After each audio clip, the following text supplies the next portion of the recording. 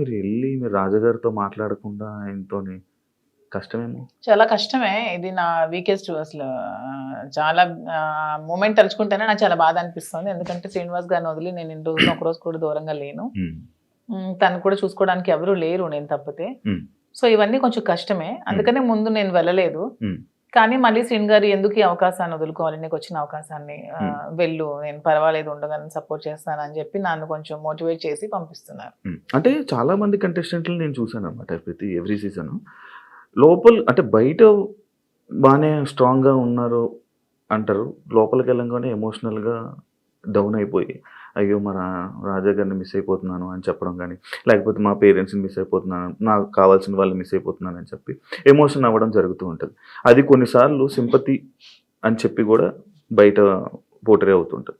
Like అలా మీరేమైనా miss అయ్యి దీని గురించి ఎమోషనల్‌గా ఏడవడం అలాంటివి ఏమైనా జరుగుతాయా? అలా ఏం లేదు.